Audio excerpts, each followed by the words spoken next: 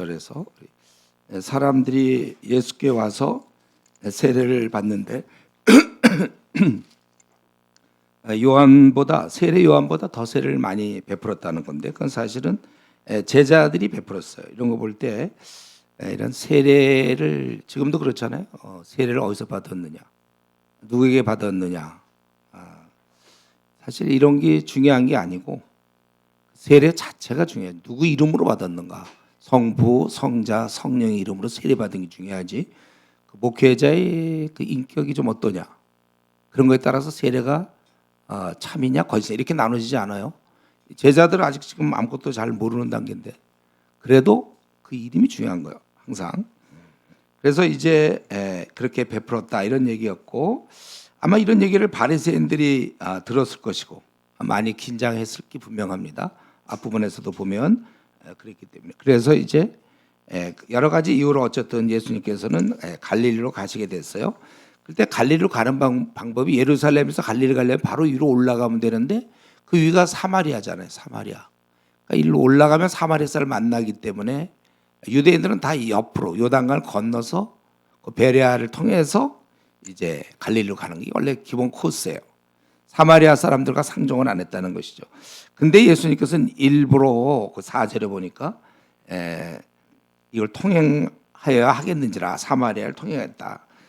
이제 가서 그 여인을 우리가 아는 대로 여인을 만나게 되는 거예요. 수가성에 있는 5절에 보면은 사마리아에 있는 수가라 하는 동네에 이르니, 수가는 예루살렘에서 약 북쪽으로 45km 정도 떨어져 있는 건데 세겜과 가까운 곳에 있어요. 수도, 사마리아의 수도 세겜과 가까운 곳에 있어요. 그리고 그 근처에 이제 그리심산이라고 유명한 산이 있는 것이죠. 그리고 예수님께서 6절에 보니까 야곱의 우물에 있더라 그랬습니다. 예수께서 길 가시다가 피곤하여 우물 곁에 그대로 앉으시니 때가 6시쯤 되었더라. 야곱의 우물은 현재 우리가 밝혀지지 않아서 어딘지 모르겠어요.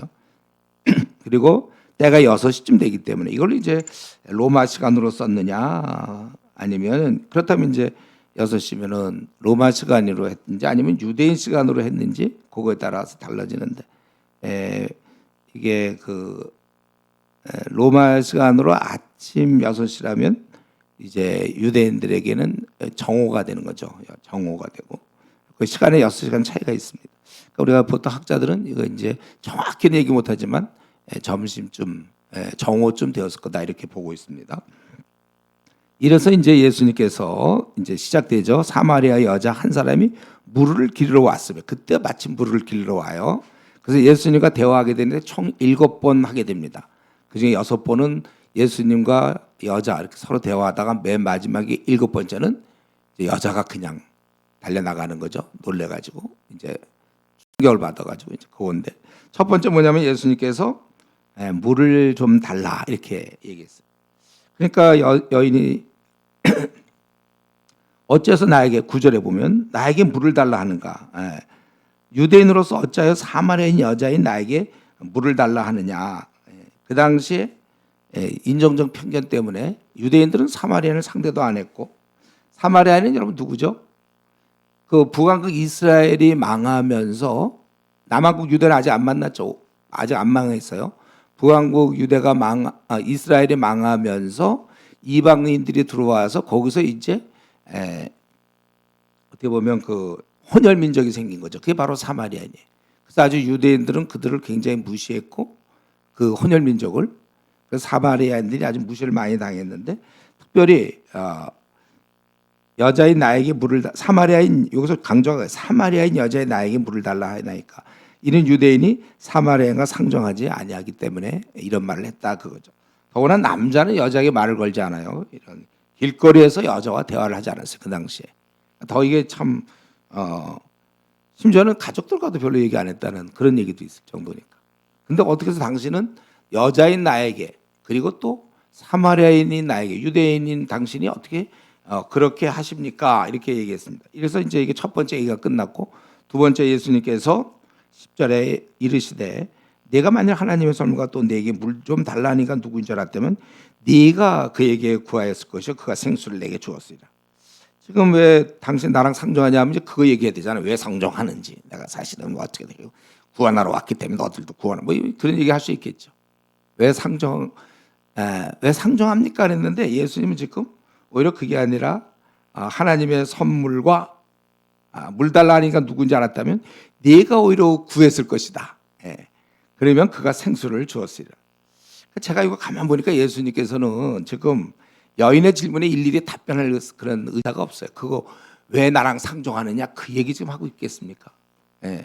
그보다 지금 자신이 말하려고 한다는 거예요. 만약에 상종하는 것에 대해 설명하다가 시간 다 갔을 거예요. 세월 다 가는 거예요. 빨리 우리가 사실 전도할 때도 여러분 그렇지 않습니까? 지금 예수님이 이 여인을 구원하려고 그래요. 그래서 왜 상종하냐 그 얘기해 갖고 시간 끌면 안 되는데 때때로 우리가 전도하다 보면 그런 경우도 있어요. 그냥 그 사람과 얘기 지금 상담하러 온 것도 아니고 우리가 사실은 찾아간 거잖아요. 근데 그 사람 얘기를 다 들어주고서 안녕히 가세요 하고 헤어지면 뭐 한 거예요 우리가? 제가 얘기했잖아요. 총을 쏴야 맞든지 안 맞든지 하지. 쏘지도 않고서. 그래서 여러분 전도할 때 먼저 말을 거는 건 당연해 우리가. 그 말 걸어주길 기대하면 안 돼요. 말을 걸 때 빨리 핵심을 이뤄야지. 그 사람 자라온 배경 다 듣고 있으면 어떡해. 말을 잘 끊으라고 그랬죠. 제가 전도할 때 말 끊는 요령도 얘기해 줬어요. 그가 숨을 쉴 때 그때 얘기를 못 하거든. 그것도 숨을 쉬려고. 숨을 쉬려고 할 때 빨리 얘기를 해야지. 말 끊는 것처럼 되기 때문에. 다 들었어요, 여러분. 제가 전도 이런 거 실제 다 들었죠. 리더 훈련 때 한번 확인해봐. 내가 안 들었으면 곤란. 그래서 빨리 핵심부터 얘기하는 거예요. 그래서 예수님께서 네가 만약에 얘기하는 자가 누군지 알았다면 네가 오히려 물 좀 달라고 그렇게 했을 것이고 생수를 물을 달라 하는 이가 누군지 알았다면 네가 그에게 구해야 했을 것이요. 그리고 그는 생수를 줬을 것이다. 그러니까 여자가 이르되 주여 물 기는 그릇도 없고 지금 물을 준다 그러는데 여기서 어디서 물을 길죠? 그리고 자기에게 이제 그 물을 길는 도가 있을 거예요. 두레박 같은 게 있을 텐데 절대로 사마인의 것은 우리 유대인들이 빌려 쓰는 법이 없어요. 왜냐하면 부정타기 때문에. 그러면 지금 어디서 물을 주겠느냐? 물 기를 그릇도 없고 이 우물은 깊은데, 그러니까 흐르는 물도 아닌데 깊은 우물인데 그럼 어떻게 주겠느냐? 그러면서 한마디 하죠. 12절. 우리 조상 야곱이 이 우물을 우리에게 주셨고 또 여기서 자기와 자기 아들들과 짐승이 다 마셨는데 당신이 야곱보다 더 크니까 이렇게 얘기했어요. 이거 약간 비웃음 같아. 제가 볼 때 당신이 뭔데 어떻게 물을 주느냐 이거예요. 야곱이 우리한테 줬어요. 쭉. 어쨌든 그가 물을 터뜨려 가지고 우물을 이렇게 물을 줬겠죠. 근데 당신이 어떻게 지금 우리한테 물을 주느냐? 좀 전에 물 얻어먹겠다 그랬잖아요. 물 좀 달라고. 제가 이거 가만히 살펴보니까 약간 무시한 듯한 느낌이 들어요. 근데 이제 예수님께서는 또 다른 말씀 13절에 세 번째 하신 말씀인데 이 물을 마시는 자마다 다시 목마르니와. 이가 지금 얘기하는 그 물을 목마르게 하니와. 그러나 내가 주는 물은 다시는 목마르지 않고 영생하도록 솟아나는 샘물이 되리라. 그러니까 이게 일반 물이 아닌 걸 알 수 있죠. 그냥 우리가 물 마시는 그런 물이 아니라는 거예요. 그 속에서 영생하도록 솟아나는 샘물. 그러면서 사실 이걸 이제 주시겠다는 거예요. 내가 13절에 이 물을 마시는 자만 다시 목마르면 내가 주는 물을 마시는 자는 그러니까 이제 영원히 목마르지 않는 일을 내가 사실은 주시겠다는 거죠. 이건 요한복음 7장에 38, 39절에 보면 누구든지 목마르거든 내게로 와서 마시라. 나를 믿는 자는 성경에 이런 것 같이 급에서 생수의 강이 흘러나리라. 성령을 가르치신 말씀입니다. 우리가 사실은 혼자서는 절대로 신앙생활 할 수 없어요. 성령님께서 우리 마음을 우리가 끊임없이 사는 동안 생각을 할 거 아닙니까? 마찬가지예요. 우리가 신앙인들은 계속 성령님이 우리를 도와주셔야 정상적인 신앙생활하고 성령님이 함께하지 않으면 다시 어두워지는 것이죠. 그래서 이건 성령을 성령을 주시겠다 그거예요. 그래서 우리가 이제 힘을 얻고 활력이 넘치고 끝까지 싸울 수 있는 거예요. 성령은 여러분 역사를 아시죠? 지난 시간에 얘기했어요. 우리가 그 월드컵 축구 같은 거 할 때도 계속 달리잖아요. 이 운동선수들이. 그렇지만 나중 되면 다 지쳐요. 45분 40분이면 나중 되면 다 지치는데 만약에 그때 지치지 않고 계속 뛸 수 있으면 놀라운 일이 벌어지겠죠. 그런 사람이 있다면, 또 마라톤도 막 그 30km쯤에서 막 처음 뛰는 사람처럼 한다면 아마 굉장히 놀라울 거예요. 끝까지 계속. 우리가 바로 그런 거예요. 우리의 신앙이라는 것은 원래 이렇게 뭐 디프레스, 뭐 슬럼프 이런 얘기하면 안 돼. 미지근 이게 다 성령 충만은 그런 거 없어요. 죽을 때까지 활기, 아주 에너지, 아주 끝까지 한때 나도 열심히 했어. 이런 말은 통하지 않아요. 성령님께서는 그 배에서 생수의 강이 흘러 넘친다 그랬어요. 원래 이렇게 신앙생활하는 거예요. 죽을 때 우리 중국 작년에 갔죠. 중국에 가서 허든 테일러 죽을 때까지 그냥 죽을 때까지 그냥 그가 돌아다니는 거 보니까 거의 바울 아닌가. 내가 그 돌아다니는 데 보니까 가봤죠. 다 우리 본 거예요. 사진도 찍었어요. 예, 허든 테일러가 중국 내륙을 그렇게 목숨 내놓고 와 그거 남들이 볼 땐 되게 열정적이다. 그게 아니고 성령님이 열정적인 거예요. 성령님이 함께 하시면 원래 그렇게 사는 게 정상인 거예요. 불타오르는. 그래서 우리 신앙이 언제가 최고 정점이냐. 지금. 나 이 1년 전만 뭐 3년 전에 나 참 뜨거웠어. 뭐 왕년에 이거를 다 할 수 있는 얘기가 아니네. 그 배에서 생수의 강이 넘쳐나니까. 넘쳐나는 게 계속 넘쳐나야지 뭐 그러면 과거에 넘쳐났었어. 뭐 지금은 메말랐습니까? 그래서 예수님께서 그렇게 얘기했고, 그러니까 이 여인이 15절에 그 얘기를 들으면서 그물을 달라 그랬잖아요. 그물을 달라. 아직도 이 여인은 그걸 갖다가 그냥 세상 물로 생각했나 봐요. 그러면 내가 그런 물을 내게 주사 목마르지도 않고 또 여기 물길로 오지도 않게 하옵소서. 이 대화를 들으면 참 웃기는 거야. 웃기는 건 아니지. 심각한 건데 어쨌든 여인은 아직도 이런 세계를 전혀 눈이 안 열려 있는 겁니다. 그러니까 이제 예수님께서 달라고 그랬거든. 그러니까 16절에 네 번째인데 가서 네 남편을 불러오라. 그러니까 여자가 내게 남편이 없습니다. 이렇게 17절 전반부에 보면 나는 남편이 없나이다. 이렇게 여기까지 얘기한 걸 보니까 이 여자는 남편 얘기가 오니까 그만 끝내기를 원했어. 이런 얘기 하고 싶지 않았던 것 같아요. 그리고 속으로는 아마 그러지 않았을까요? 갑자기 왜 남편을 부른가? 지금 뭐 생수 이야기하고 물 얘기한다고 그러더니 뭘 준다고 그러더니만 왜 갑자기 뭐 준다고 그러더니 괜히 뭐 줄 수 없으니까 이거 시간 끄는 건가? 물과 남편이 뭐가 연결이 돼요? 물 달라고 하는데 왜 남편 데려오라고 그러지? 지연작전이 뭐예요 이거는? 아마 좀 생각이 좀 들었을지 몰라. 그리고 남편 얘기는 이거는 정말 금기사항인 거예요 자기한테는. 그러니까 그냥 없습니다. 딱 그렇게 끝내려고 그랬는데 예수님께서 다섯 번째 네 말이 맞다 옳다 그랬잖아요. 네가 남편이 없다 하는 말이 옳도다. 너에게 남편 5이 있었고 지금 있는 자도 네 남편이 아니니 네 말이 참되도다. 이게 칭찬이에요 지금? 너 말을 진실로 얘기하는구나.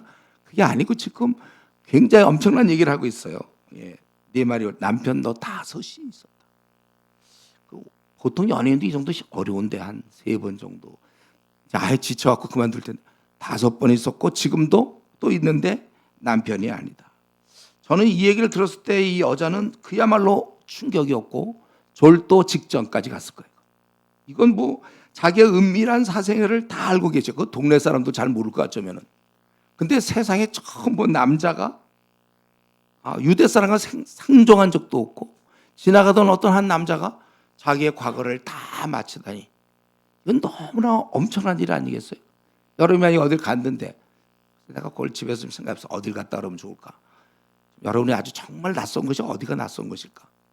거길 갔는데 하여튼 시골 어디 갔는데 거기 어떻게 하다 지나가다 누굴 딱 만났는데 그 사람이 나에 대해서 안다고 그러고 막 우리 가족 상황 다 얘기하고 막 그래 보세요. 전혀 모르는 사람이 얼마나 충격이겠어요. 지금 이 여인이 바로 그런 것이죠. 어떻게 이분이 나를 분명히 처음 만났어요. 왜냐하면 자기가 유대인들 상종한 적이 없는데 지나가는 사람 같은데 어떻게 자기의 꽁꽁 싸놓은 비밀을 다 알 수 있느냐 이거예요. 그래서 이 여인이 19절에 선지자구나. 선지자였구나 이분이. 하늘에 사신 선지자. 당신은 선지자소이다 이렇게 얘기를 하죠.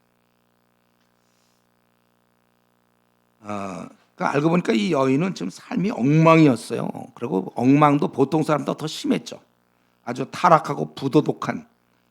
지금 오히려 사는 사람도 정식이 아닌 그런 여인이었어요. 근데 이제 여기서 우리가 좀 뜻밖의 말을 듣게 됩니다. 그래서 예를 들면 어떻게 그런 걸 알게 되었느냐? 아니면 이제 그럼 당신 선지자이니까 내 앞날은 앞으로 어떻게 되겠습니까?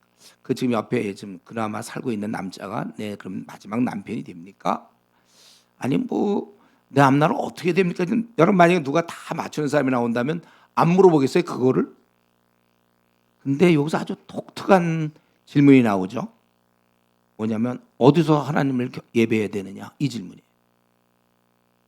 저는 이 점이 굉장히 특별한 것 같아요. 이 구원에 관심이 있는 거예요. 구원에.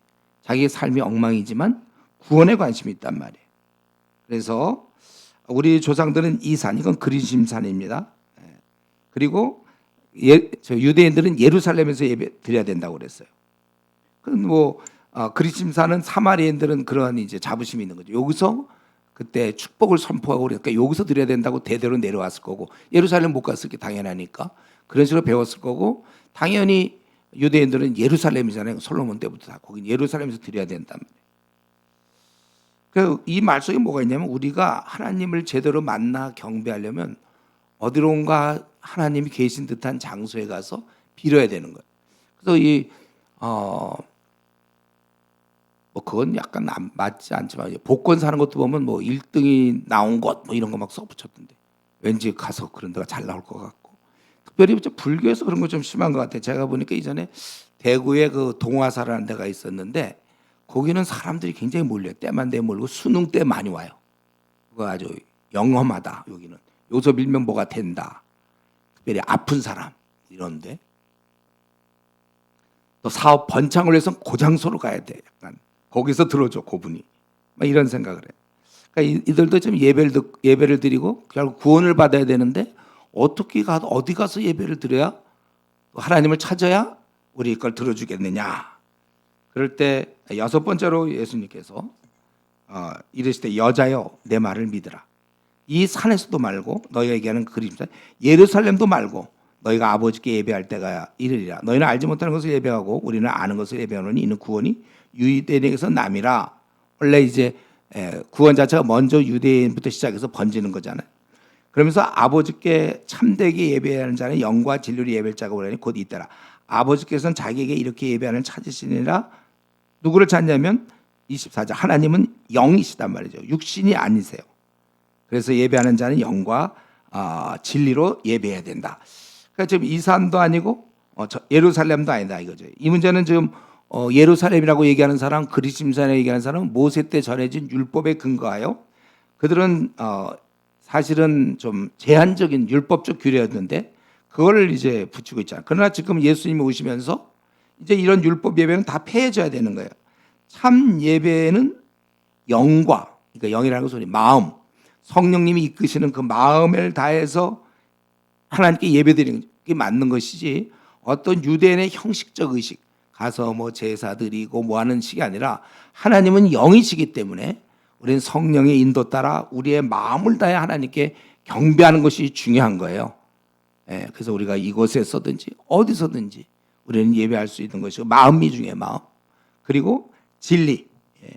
우리 구약 시대 때는 초등학문이었거든요. 그때는 여러 가지 예식이 섞여 있어서 근본적으로 초등학문이었지만 이제는 제대로 진리를 알고 하나님이 누구신지를 알아야 되고 또 왜 우리 인간이 이렇게 살게 되었고 예수님을 외우셔야 되고 또 이런 여러 가지 하나님 나라 영생에 대한 걸 제대로 알아야 돼요. 왜냐하면 하나님은 인간이 아니시고 영이시기 때문에.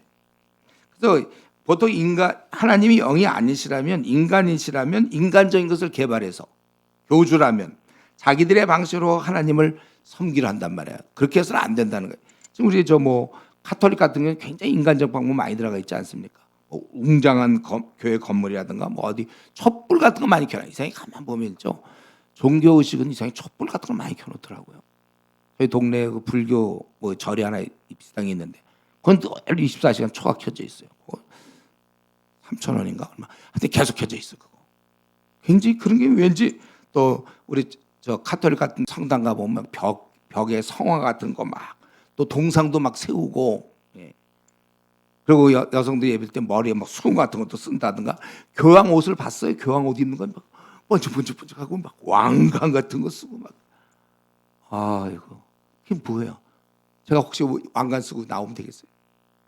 다 왕관 쓰고 목사는 그거 다 쓸데없는 거예요. 자꾸 근데 그렇게 좀 대가려는 경향이 있어요. 교회들이 요즘 너무 내부를 잘 꾸미려고 한다든가 너무 그러는 거 주문 같은 거 이상한 거 막 외우기도 하고 그러잖아요. 기도문도 막 그렇고 이런 거 다 하나님이 영이시기 때문에 그러면 안 되는 거예요. 그러니까 25절에 여자가 이르되 메시아 곧 그리스도라는 이가 오실 줄을 내가 아노니 그가 오시면 모든 것을 우리에게 알려주시리라. 그러니까 지금 주님 뭐라고 막 말씀하시는 게 잘 정리가 안 되는 거예요. 뭐 영으로 예배드리고 성령 생수 막 그러니까 이걸 받아들이고 선지자인데 왜냐하면 자기 그 엄청난 지금 충격에 빠져 있어요. 지금 어떻게 이게 선지자님 불가능한 거거든. 그러나 그가 얘기한 걸 다 받아들이기가 잘 이해도 안 되고 주저되어서 약간 메시아가 오면 이제 다 알려줄 것이다. 약간 제 느낌에는 좀 다음으로 미루는 것 같아 이게 약간. 그리고 무슨 말이냐면 이 여인이 이런 주제, 구원에 대한 주제를 확신 있게 분명히 얘기할 사람은 메시아, 장차 오실 메시아 한 분밖에 없다. 그 얘기의 고백은 메시아만이 이런 모든 구원 문제에 대해서 답을 줄 수 있다. 그럴 때 드디어 마지막 절, 마지막 예수님의 말씀 26절 예수께서 이르시되 이제 이 여인은 이걸로 끝내려고 그랬을 거야. 아마 위대한 선지자가 왔구나. 구약 때도 있었는데 그분이 왔구나. 그리고 이제 메시아가 오면 이 문제가 다 해결될 거다고 끝을 내려고 했는데 예수께서 계속 말씀하신 거예요. 뭐라고 더 이상 할 얘기가 없는데 이제는 네게 말하는 내가 그라. 여러분 이건 정말 이 장면을 생각해 보세요. 와, 그 여인의 입장에서는 지금 엄청난 지금 선지자를 만나갖고 이런 얘기를 자기 남편의 이거 다 드러나게 되고 또 구원 문제도 이제는 영과 진리로 마음을 다해서 깨달음 가운데서 예배를 드려야 된다 이런 얘기까지 다 듣고 좀 정리는 안 되고 있는 중에 이제 메시아가 오면 되겠지 하고 했는데 그분이 뭐라 그러냐면 내가 그다. 저는 이거 설교를 준비하면서 막 느끼는 감동이 큰데 전달은 못하겠어요. 여러분 이런 내가 그다. 온 천재 이 말 할 수 있는 딱 한 분밖에 없거든. 예수님 그분이 그 지금 이 여인 앞에 초라한 여인 온갖 정말 소망 없는 부도덕한 그 여인 앞에 딱 서서 지금까지 말을 걸어줬고 근데 딱 까고 보니까 메시아라는 거지. 여태까지 그렇게 기다렸는데 그 메시아가 지금 현존 그분 앞에 이 여인이 지금 서 있는 거예요. 그리고 나타난 그분이 메시아라는 거예요. 이거는 하나님의 아들 메시아 오시겠다 했던 오리라 얘기했던 어쩜 세례요한 소식도 들었는지 모르죠. 뭐 앞으로 메시아가 온다는 얘기를 혹시 들었는지 안 들었는지 모르겠지만 어쨌든 그는 너무나 생경하고 생애 처음 듣는 말일 거야. 내가 그다. 메시아다. 여인이 말이 없어요. 여기서 여인은 말이 없고 그가 한 행동을 보세요. 28절 여자가 물동이를 버려두고 동네에 들어가 막 이때 생각할 때 여러분 그냥 천천히 우리 산보하는 그런 분위기가 아니죠. 이 분위기가 어떨 것 같아요. 여자가 물동이를 더 버려두고 내일은 물을 어떻게 그려 먹으려고 하더니 버려두고 동네로 들어갈 때 제가 볼 때 동네 들어갈 때 느릿 뭐 이쪽 저쪽 이게 아닐 것 같고 그냥 뛰었을 것 같아요. 그가 뛰어서 동네로 들어가서 사람들에게 이르되 내가 행한 모든 일을 내게 말한 사람을 와서 봐라. 그래서 자기 얘기를 좀 했겠죠. 그동안 숨겨놓은 얘기인지 아니면 동네 사람들이 이 말을 이미 알고 있었는지 그 잘 모르겠어요. 그가 물동이를 버려두고 동네에 들어가서 예수님 대신에 사람들에게 이 얘기를 한 거죠. 원래 예수님이 얘기할 게 아니고 자기가 가서 내가 행한 모든 일을 내게 말한 사람을 와서 보라. 이는 그리스도가 아니냐. 그래서 30절에 그들이 예수께 왔다고 얘기하고 이제 우리 다음 주에 그 다음에 벌어진 얘기는 다음 주에 하겠는데 아마 동네 사람들도 이 여인을 봤을 때 그냥 제 생각에는 이 정도 여인이면 그냥 좀 이렇게 잘 안 드러났을 것 같아요. 자기 삶 자체가 굉장히 초라하고 비천하고 부도덕하고 손가락질 받을 일이잖아요. 그 당시에. 그래 평소에 아마 왕래는 자주 있지 않았을 거라고 생각해요. 낯가림도 좀 심하지 않았을까?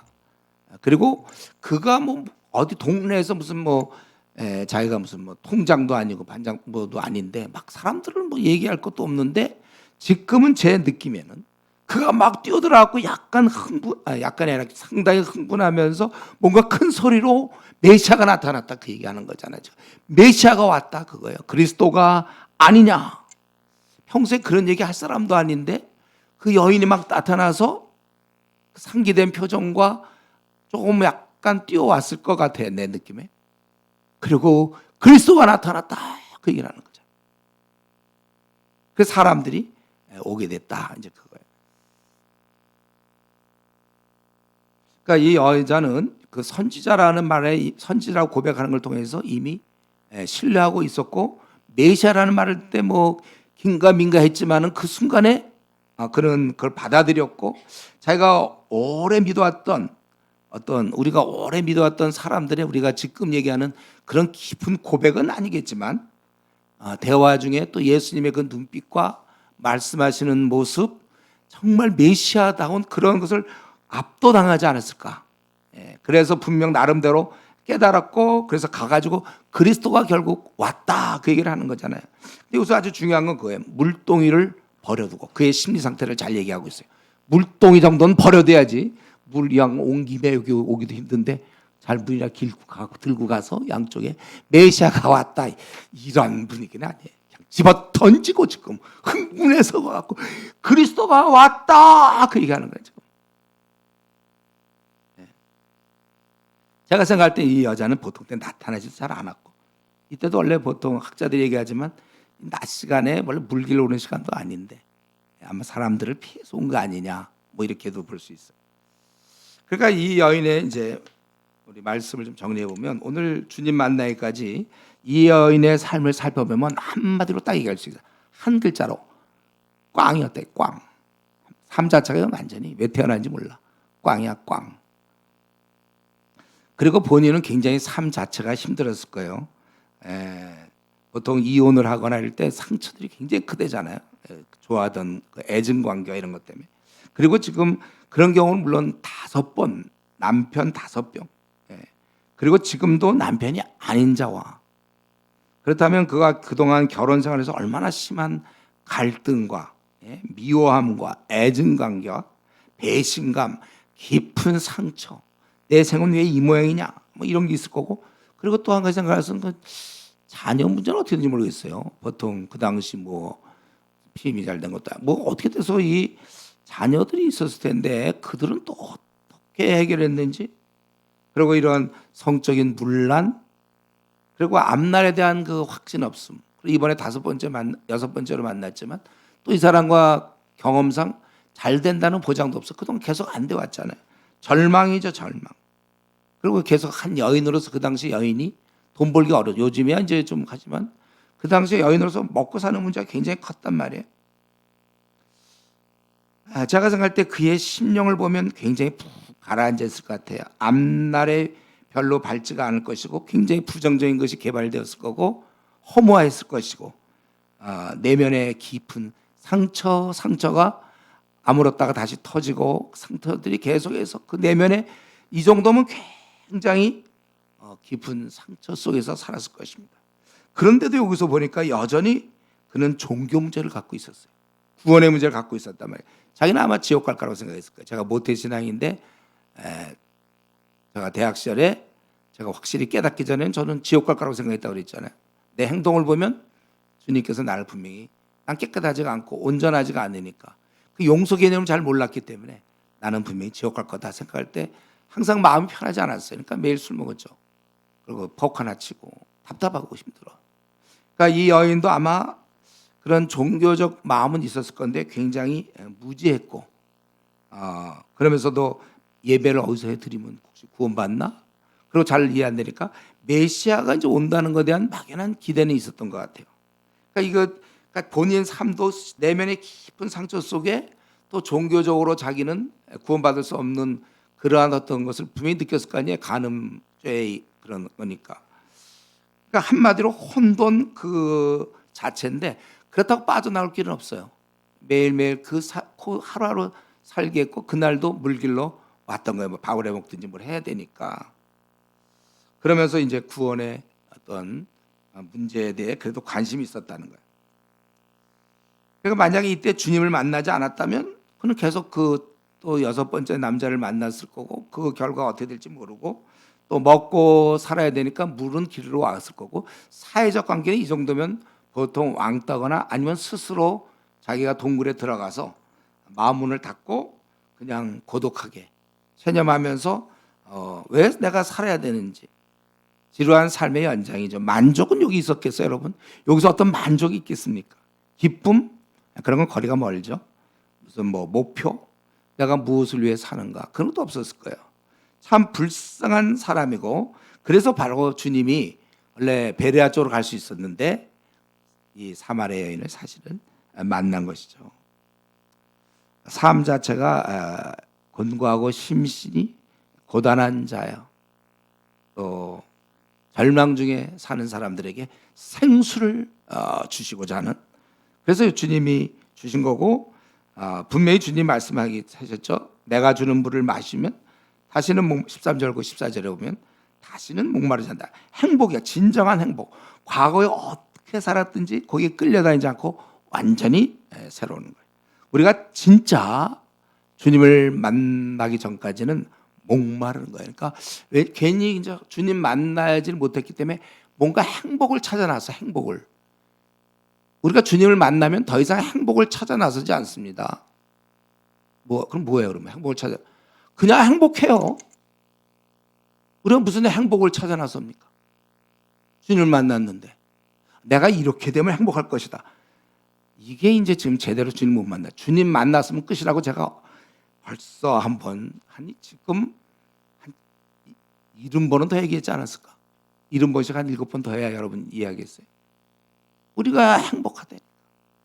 그래서 미아가 다른 걸 원하지 않아요. 엄마를 다시 만날 수만 있다면.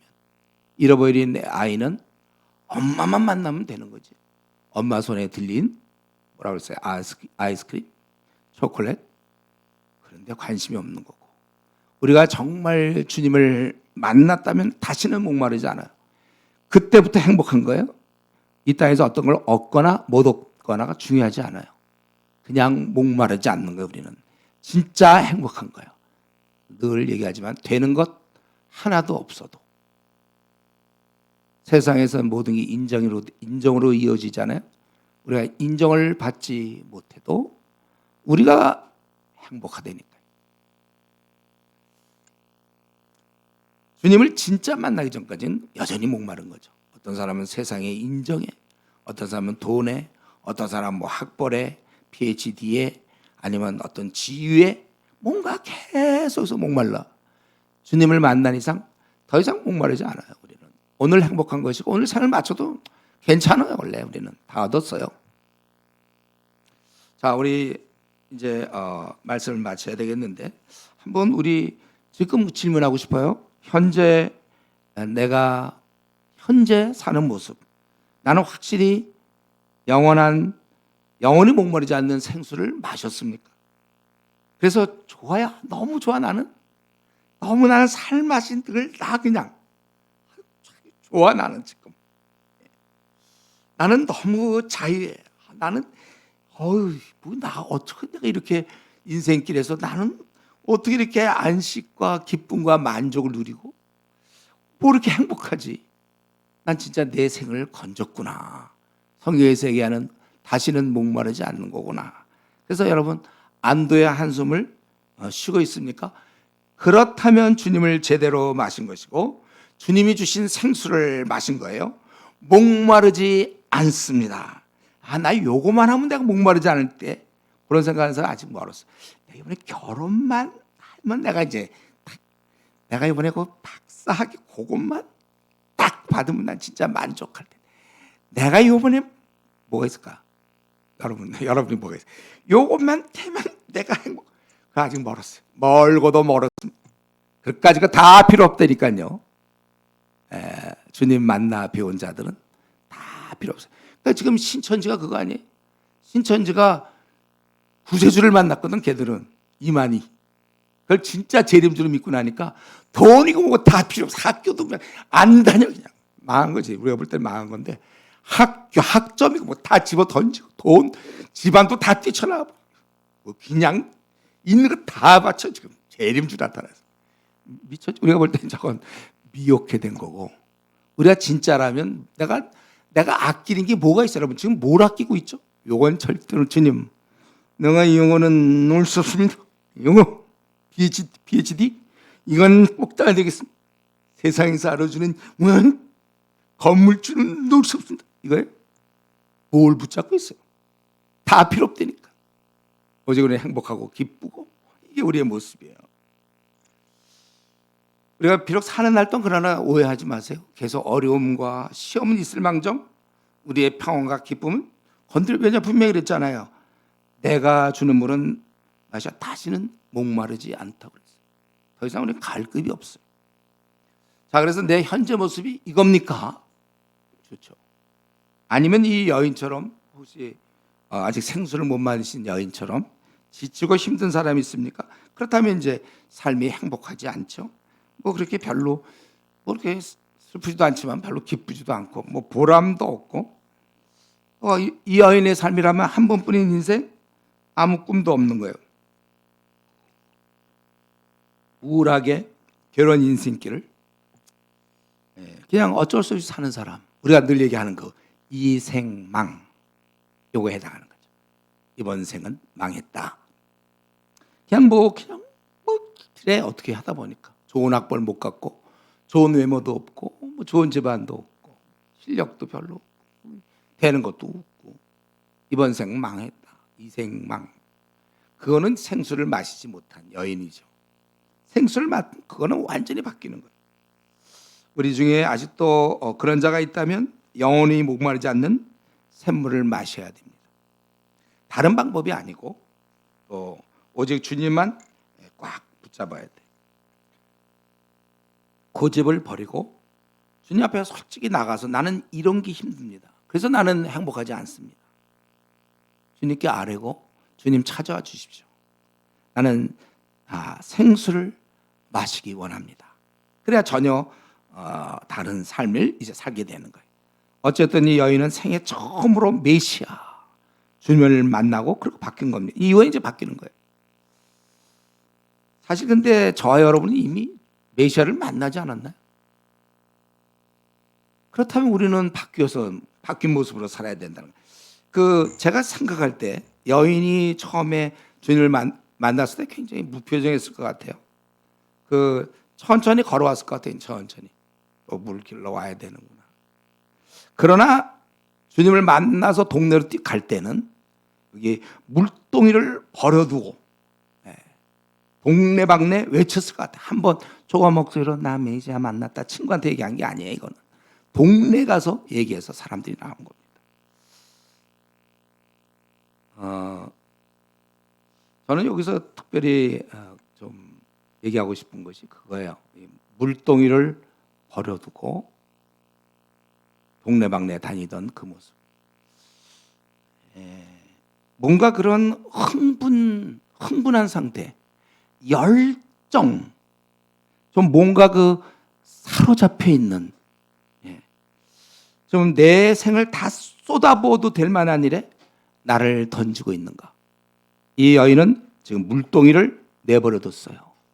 지금 이게 중요한 게 아니에요. 흥분해 있어요. 굉장히 지금 마음이 아주 불타오르고 있단 말이죠.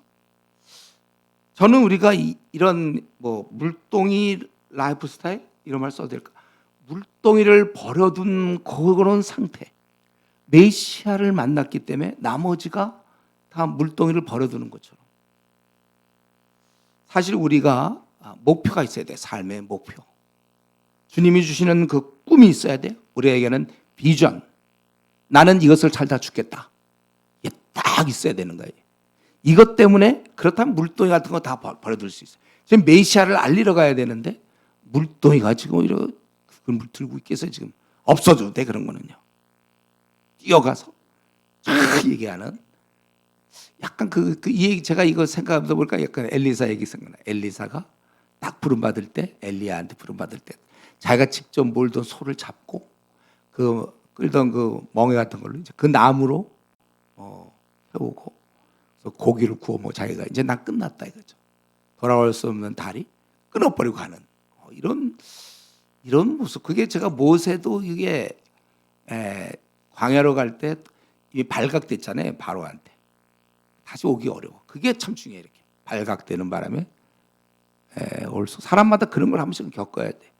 야곱은 이제 야복 나룻가에서 거기서 정말 생애 잊을 수 없는 큰 씨름 후에 바뀌어서 되는 것처럼 여기서 이 물동이를 버려두고 참 이게 아주 모든 거에 힌트야 진짜. 물동이를 버려두고 여러분이 내던질 물동이 어디 있어요? 여러분이 이 더 큰 꿈과 더 큰 비전 때문에 이제 마지막 갖고 있던 것처럼 던져버리는 그리고 그 에너지 가서 동네방네 다니면서 메시아 내가 만난 그다라고 29절 내가 행한 모든 일을 내게 말한 사람을 와서 보라 이런 그리스도가 아니냐 이럴 수 있는 에너지가 나에게 있는가. 여러분 이런 삶을 회복할 수 있기 바라요. 여러분 앞으로 60년 50년 더 살아야 될 그 삶의 동력을 갖고 있어야 돼. 이 삶은 그 동력 나를 지금 아침에 눈을 뜨게 하는 밤에 아주 피곤한 몸에 자면서 내가 아침에 눈을 뜰 수 있는 그 동력이 무엇입니까? 우리가 기도해야 돼요. 하나님 나에게도 내 생을 다 쏟아 바쳐서 할 수 있는 일을 주옵소서. 이게 우리의 기도해야 됩니다. 그래서 남은 생은 그저 하루하루 그냥 아침에 해 뜨면 하루고 저녁에 해 지면 자고 그러면 그 다음 날이고 이런 식이 아니고 너무나 벅찬 감격이 지금 이 여인이 그 물동이를 던지고 뛰어갔던 그 벅찬 감격 그 깨달음 기쁨으로 어떻게 해볼 수 없는 열정 그 주님을 알리다 가는 우리가 그러한 삶을 생수를 이미 마신 우리들은 그렇게 살다가 이 남은 생을 갈 수 있기 바랍니다. 이제 우리 기도하겠습니다. 우리 한번 스스로 물어보세요. 나에게는 이렇게 물동이를 던지면서도 뛰어갈 또 그런 동기부여가 있는가. 확실히 나는 생수를 마셨기 때문에 더 이상 목마르지 아니하며 나는 행복한 자요. 더 이상 갈증이 없어요. 더 이상 뭘 얻고자 함도 없어요. 얻어도 되고 못 얻어도 될 정도 주님을 나는 샘물의 주님이 주시는 생수를 마셨기 때문에 나는 항상 기뻐요. 나는 행복해요. 이것이 우리의 고백인가. 우리 자신을 보면서 아직 생수를 내가 못 마신 것 같다면 주님께 나가서 생수를 달라고 그럴 것이요. 마셨다면 우리는 이제 남은 생은 정말 이 여인이 갖고 있던 그런 열정과 에너지 물동이를 던질 정도의 그러한 걸로 내 남은 삶을 불태우게 해 주시옵소서. 우리 허든 테일러처럼 우리 그렇게 살게 해 주십시오. 다시 한번 통성으로 기도하겠습니다.